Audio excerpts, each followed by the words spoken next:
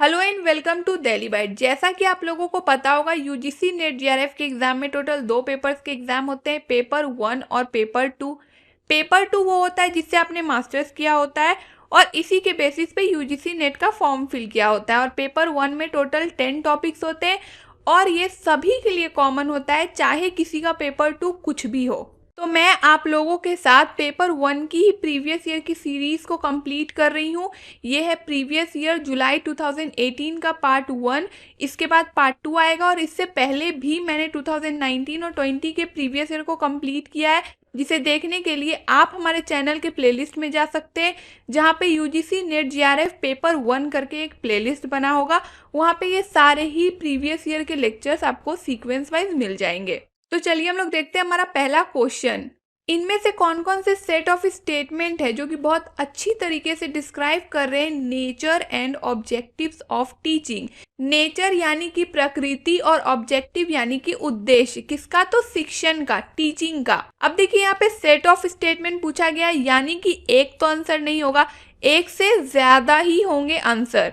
तो चलिए हम लोग यहाँ पे क्या हो जाएगा इसका आंसर, ऑप्शन नंबर सी यानी कि ए। इसमें क्या लिखा हुआ है कि टीचिंग और लर्निंग इंटीग्रली रिलेटेड होता है। सभी टीचर्स का ये बहुत इंपॉर्टेंट कह सकते हैं कंसर्न होता है कि स्टूडेंट में कुछ ट्रांसफॉर्मेशन लाए, कुछ चेंजेस लाए। और इसके बाद क्या हो जाएगा, टीचिंग एक सोशल एक्ट है लेकिन लर्निंग एक पर्सनल एक्ट है। अगर मैं पढ़ रही हूँ तो सिर्फ अपने लिए पढ़ रही हूँ, लेकिन टीचिंग के थ्रू क्या होता है, सोसाइटी में चेंजेस लाने की कोशिश की जाती है। नेक्स्ट, इनमें से कौन सा ऐसा कैरेक्टरिस्टिक्स है यानी कि विशेषता है जो कि लर्नर की है, यानी कि कैरेक्टरिस्टिक्स जो है लर्नर की है, स्टूडेंट की है, और वो बहुत ही ज़्यादा रिलेट करता है किस बात से कि इफेक्टिवनेस ऑफ टीचिंग, यानी कि शिक्षण की जो प्रक्रिया है बहुत ही अच्छे से चले। तो देखिए यहाँ पे लर्नर के पास ना प्रायर एक्सपीरियंस होना चाहिए, किसी सब्जेक्ट मैटर को लेके उनका पहले से कुछ नॉलेज हो, तो इससे क्या होता है टीचिंग बहुत इफेक्टिव वे में चलती है। नेक्स्ट, इस क्वेश्चन में हमें क्या करना है, मैच करना है सेट 1 जिसमें कि मेथड्स लिखे गए हैं टीचिंग के, और सेट 2 जिसमें कि कुछ बेसिक रिक्वायरमेंट्स है जिससे कि टीचिंग का जो मेथड है वो सक्सेसफुली और इफेक्टिव वे से चले। तो ग्रुप डिस्कशन है। ग्रुप डिस्कशन के अंदर क्या होता है, किसी बेसिक थीम पे बहुत सारे पार्टिसिपेंट्स आपस में इंटरेक्शन करते हैं। और लेक्चर में क्या होता है कि कंटेंट का डिलीवरी होता है, और ब्रेनस्टॉर्मिंग में क्या होता है कि प्रोडक्शन होता है न्यू आइडियाज का। और ये प्रोग्राम्ड इंस्ट्रक्शनल प्रोसीजर में क्या होता है, यूज ऑफ टीचिंग एड। तो जैसा कि अब आप लोग आंसर को मिला रहे होंगे तो आप लोग देख रहे होंगे कि कोई भी आंसर करेक्टली मैच नहीं हो रहा है। इसका रीजन ये है कि जुलाई 2018 में इस क्वेश्चन को ड्रॉप किया गया था यूजीसी नेट के द्वारा, क्योंकि यहाँ पे मिस्टेक दिए गए थे। तो आप लोगों को मैंने आंसर सही दे दिया, ए का 5 होगा, बी का 3 होगा, सी का 1 एंड डी का 4। नेक्स्ट, नीचे कुछ लिस्ट दिए गए हैं इवेल्युएशन प्रोसीजर्स के।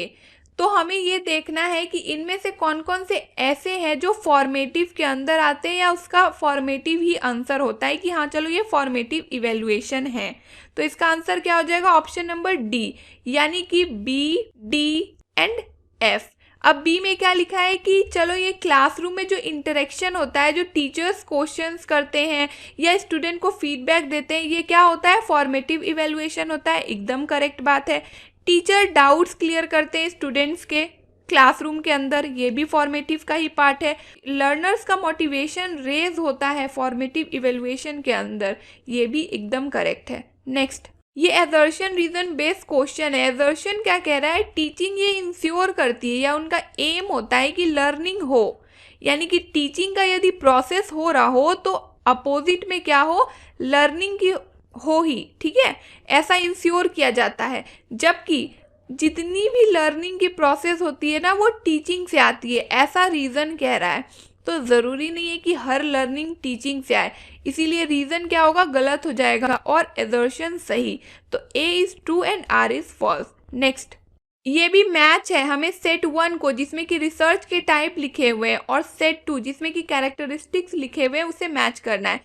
तो यहाँ पे क्योंकि जगह नहीं था तो ये मैंने नीचे कर दिया, तो ये थोड़ा सा मिसमैनेजमेंट दिख रहा है। बट यहाँ पे क्या है, fundamental research option number A में, बी में क्या है, अप्लाइड रिसर्च, सी में एक्शन रिसर्च और इवेल्युएटिव रिसर्च। तो इसका आंसर क्या हो जाएगा, ऑप्शन नंबर ए। यानी कि एक फंडामेंटल रिसर्च क्या होता है, इसमें डेवलप किया जाता है कुछ इफेक्टिव एक्सप्लेनेशंस और एक थ्योरी बिल्ड किया जाता है फंडामेंटल रिसर्च के अंदर। अप्लाइड रिसर्च क्या होता है, तो यहाँ पे एक्सप्लोर किया जाता है किसी पॉसिबिलिटी को, जो कि एक थ्योरी की क्या पॉसिबिलिटी है सिचुएशन के अकॉर्डिंग। तो इसी तरह से बाकी के आंसर्स को भी आप लोग देख लीजिए। नेक्स्ट, यहाँ हमें क्या करना है, एक्शन रिसर्च की स्ट्रेटेजी को या उसके नेचर को एक साइक्लिक वे में जो चलता है उसे हमें अरेंज करना है। तो इसका आंसर क्या हो जाएगा, हमें पहले प्लान करना चाहिए, फिर एक्ट करना चाहिए, देन ऑब्जर्व करना चाहिए एंड देन रिफ्लेक्ट करना चाहिए। नेक्स्ट, हमें यहाँ पे सीक्वेंस दिखाना है। सीक्वेंस यानी कि एक के बाद क्या होता है दूसरा, दूसरा के बाद तीसरा, इस टाइप का हमें अरेंज करना है। क्या, तो रिसर्च के स्टेप्स को अरेंज करना है जो कि एक साइंटिफिक मेथड के नजदीक हो। तो इसका आंसर क्या हो जाएगा, ऑप्शन नंबर बी। नेक्स्ट, अगर रिसर्च एथिक्स का कोई प्रॉब्लम है तो वो किस पार्ट से कंसर्न रखता है, तो किस पार्ट से होता है, एविडेंस बेस्ड रिसर्च रिपोर्टिंग जब होती है तो वहां पे एथिक्स का प्रॉब्लम आता है। नेक्स्ट, इनमें से कौन सी ऐसी एक्टिविटी है, नीचे जो ऑप्शंस दिए गए हैं इनमें से कौन सी ऐसी एक्टिविटी है जिसमें कि पोटेंशियल जो क्षमता होती है हमारी नर्चरिंग की, क्रिएटिव और क्रिटिकल थिंकिंग की, वो बहुत ही ज़्यादा बढ़ जाती है। किसमें, तो अगर हम वर्कशॉप में पार्टिसिपेट करते हैं तो हमारी क्रिएटिव और क्रिटिकल थिंकिंग बहुत ज़्यादा बढ़ जाती है। बाकी आप लोग अपने परफॉर्मेंस को भी बूस्ट कर सकते हैं हमारे वेबसाइट www.delhibytes.in पे विजिट करके, जहां पे आप लोगों को नेट जेआरएफ से रिलेटेड सैंपल पेपर और प्रीवियस ईयर पेपर मिल जाएंगे, जिसे सॉल्व करके आप अपने परफॉर्मेंस को बूस्ट कर सकते हैं। साथ ही साथ आप लोग यूजीसी नेट जेआरएफ पेपर 1 के लिए पेड मेंबरशिप ले सकते हैं डेली बाइट की, जिसके रिगार्डिंग वीडियो लेक्चर आपको हमारे प्लेलिस्ट में, जो यूजीसी नेट जेआरएफ पेपर 1 वाला प्लेलिस्ट बना है उसमें सबसे पहला वाला वीडियो लेक्चर इसी के रिगार्डिंग है कि मेंबरशिप क्या है, क्या इंस्ट्रक्शंस आपको फॉलो करने पड़ेंगे, क्या प्राइस है और कैसे आपको प्रिपरेशन कराया जाएगा, सारी स्ट्रेटजीज एक्सप्लेन्ड है। तो यदि आप चाहते हैं कि आप डेली बाइट की पेड मेंबरशिप ले पेपर 1 के लिए तो इस वीडियो लेक्चर को ज़रूर देख लें। तो चलिए हम लोग आगे के क्वेश्चंस को देखते हैं। क्वेश्चन नंबर 11 से 15 इसी कॉम्प्रिहेंशन पे बेस्ड है।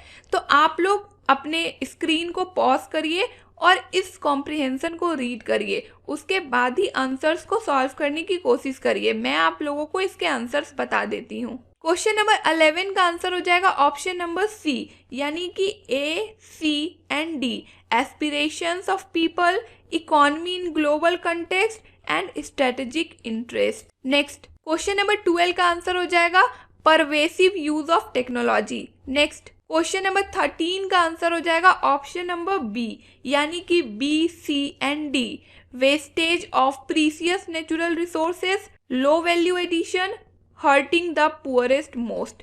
नेक्स्ट, क्वेश्चन नंबर 14 का आंसर क्या हो जाएगा, option number D, lifting our people to a life of dignity. Next, question number 15 का आंसर क्या हो जाएगा, option number D, development of core technological strengths. Next, अगर हम लोग डिफ्रेंशिएट करते हैं किसके बीच में, एक्सेप्टेंस एंड नॉन एक्सेप्टेंस के बीच में, तो हमारा जो डिफ्रेंशिएशन का बेसिस होगा क्या होगा। अगर हम लोग क्लासरूम कम्युनिकेशन की बात कर रहे हैं तो यहाँ क्या होगा, सेलेक्टिव अटेंशन। नेक्स्ट, ये एजर्शन रीजन बेस्ड क्वेश्चन है। एजर्शन क्या कह रहा है कि जो भी इनिशियल मैसेजेस होता है स्टूडेंट्स के लिए जो क्लासरूम में दिए जाते हैं किसी टीचर के द्वारा, तो वो बहुत ही क्रिटिकल होना चाहिए ताकि इंटरेक्शन सही से स्टेब्लिश हो।